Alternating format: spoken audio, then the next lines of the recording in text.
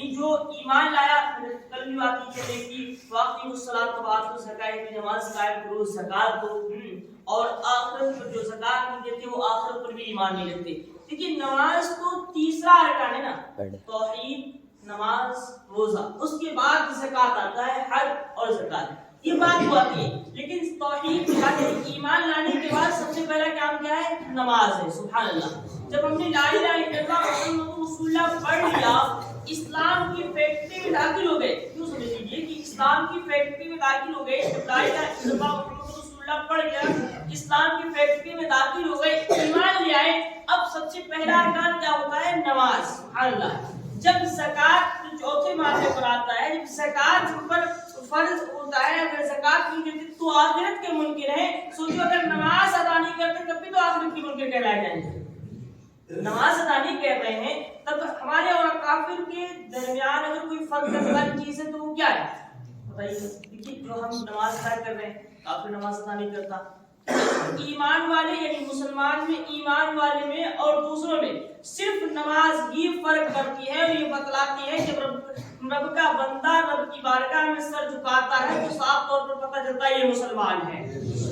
دیکھیے ایمان اور کفر میں فرق کرنے والی چیز صرف نماز ہے. تو رب ارشاد فرماتا ہے بے شک جو ایمان لائے اور اچھے کام کیے تو ان کے لیے بے انتہا ثواب ہے. اگر ہم اور آپ ایمان والے ہیں اس کے بعد اچھے کام کرتے ہیں تو اللہ رب العزت ڈھیروں ثواب عطا فرماتا ہے. ایک مرتبہ کا واقعہ ہے کہ آپ صلی اللہ علیہ وسلم صحابہ رضی اللہ تعالیٰ عنہ کے درمیان موجود ہیں، اور نبی آپ صلی اللہ علیہ وسلم آسمان کی طرف نظر اٹھا کر دیکھتے ہیں اور مسکرانا شروع کر دیتے ہیں. سبحان اللہ. آپ نے جب مسکرانا شروع کیا، صحابہ رضی اللہ تعالیٰ عنہ عرض کر رہے تھے یا رسول اللہ آپ نے مسکرایا کیوں؟ اس مسکرانے کی وجہ کیا ہے؟ آپ صلی اللہ علیہ وسلم ارشاد فرماتے ہیں کہ میں دو فرشتوں کو دیکھ کر مسکرا رہا ہوں. سبحان اللہ. صحابہ نے عرض کیا رسول اللہ ایسی کیا بات ہے؟ تو میرے آقا صلی اللہ علیہ وسلم ارشاد فرماتے ہیں کہ دو فرشتے حاضر ہوئے اور حاضر ہونے کے بعد اس کو دیکھ رہے تھے جو اچھا کام کر رہا تھا. سبحان اللہ. یعنی جو بندہ روز نماز پڑھتا ہو یا کوئی اچھا کام کرتا ہو تو فرشتے اس کی نیکیاں لکھنا شروع کر دیتے ہیں.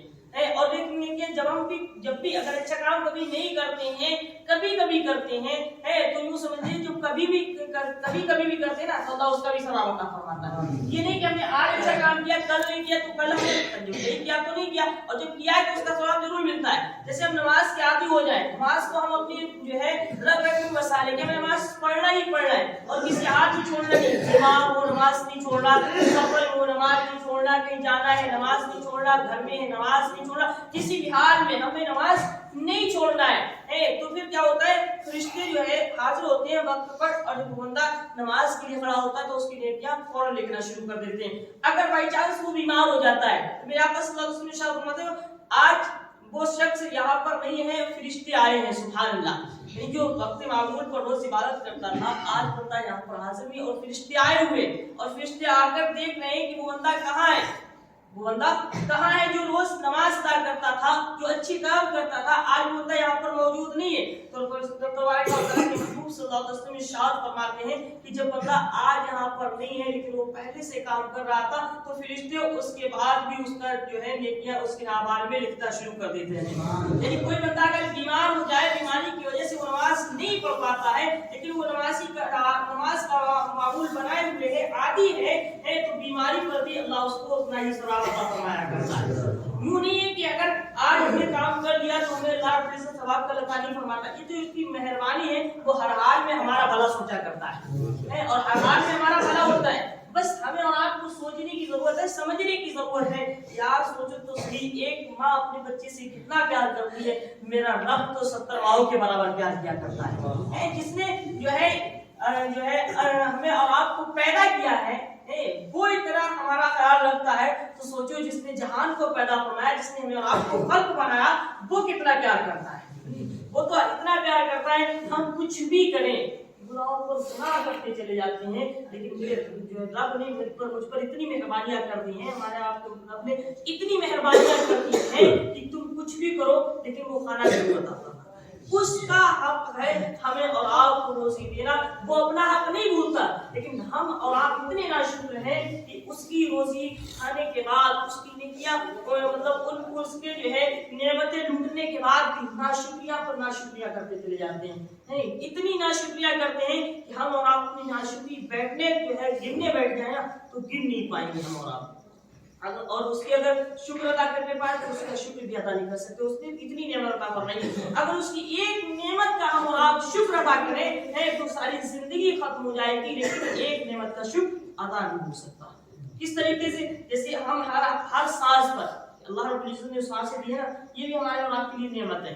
اگر ہر سانس پر اس کا شکر ادا کریں تو صرف سانسوں کا ہی شکریہ ادا ہو پائے گا، وقت نسا آ جائے گا، مر کر چلے جائیں گے، لیکن باقی نعمتوں کا شکر ادا نہیں کر پائیں گے. یعنی رب تبارک و تعالیٰ کی اتنی احسان ہے کہ اس کا شکریہ ادا کرنا چاہتے تو ہم نہیں کر سکتے ہیں، لیکن ہاں ہم اور آپ جب رب کا شکر ادا کرتے ہیں تو میرا رب ہم سے اور آپ سے بہت زیادہ خوش ہوا کرتا ہے. آدمی اگر پریشانیوں میں شکر ادا کرے تو رب تبارک و تعالیٰ اس کی پریشانیوں کو دور کر دیتا ہے، اور اگر خوشی میں شکر ادا کرے تو اللہ اور خوشیاں بڑھا دیا کرتا ہے. اتنا مہربان ہے. ارشاد فرماتا ہے جو ایمان لائے اور اچھے کام کیے تو ان کے لیے بے انتہا ثواب ہے. تو رب تبارک و تعالیٰ کی ذات وہ ذات ہے جو اپنے بندوں کو بے حساب عطا فرماتا ہے. تو اس سے بتائیے جب تک دیجیے زکات بھی دینا ہم پر آپ کو فرض ہے، نماز بھی فرض ہے، لیکن ہم اب کے احکامات کو سمجھیں گے کب؟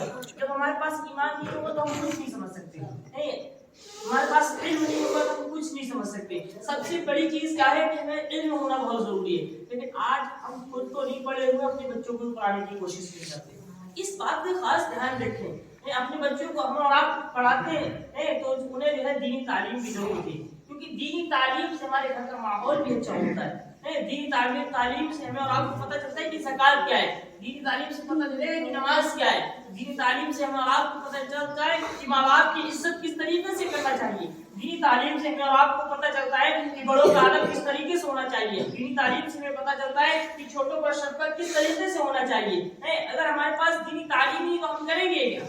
کچھ نہیں. نماز پڑھنے پڑھو گے وہ بھی الٹی سیدھی، کیونکہ میرے آقا صلی اللہ علیہ وسلم ارشاد فرماتے ہیں کہ نماز میں چوری نہ کرو. صحابہ عرض کرتے ہیں یا رسول اللہ نماز میں چوری کیسی ہے؟ تو میرے آقا صلی اللہ علیہ وسلم ارشاد فرماتے ہیں صحیح سے ارکان کو ادا نہ کرنا، صحیح سے قرآن کو ادا نہ کرنا، قرآن کے الفاظ سے ادا کرنا، یہی نماز میں چوری ہوا کرتی. ہم سوچیں تو صحیح کہ ہم کتنی نماز غلط پڑھتے ہیں. ہمیں سوچنا چاہیے اس بات کو کہ ہمارے کبھی رکوع صحیح نہیں ہے، کبھی سجود صحیح نہیں ہے، کبھی الحمد شریف کی جیسی سورت ہے، اعلیٰ سورت جو ہے وہ ہمارے ہم پڑھتے ہیں کتنی غلطیاں کرتے ہیں. باقی صورتوں میں بھی بہت سی غلطیاں ہوتی ہیں، پر ان چیزوں کو ہمیں سنبھالنا چاہیے نا.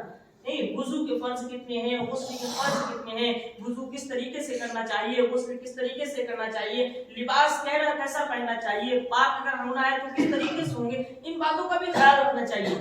ہم آپ نماز پڑھنے آئے ہیں، پتہ لگا صحیح سے وضو نہیں بنا، نماز پڑھی ناپاک تھے، صحیح سے غسل ہی نہیں ہوا.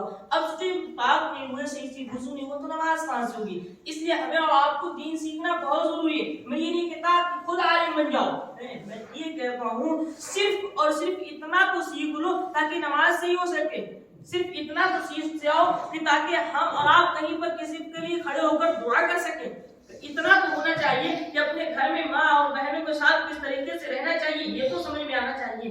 آج ہمارا اور ماں کا اتنا خراب ہو چکا ہے، معاشرے میں ایسے ایسے حالات پیدا ہو چکے ہیں کہ اگر ہم سمجھانے کی کوشش کریں تو آدمی سمجھنے کی کوشش نہیں کرتا، بلکہ الٹا ہو جاتا ہے. لیکن ہونا تو یہ چاہیے تھا کہ جب نبی کا قرآن پڑھا تو اس پر عمل بھی ہونا چاہیے.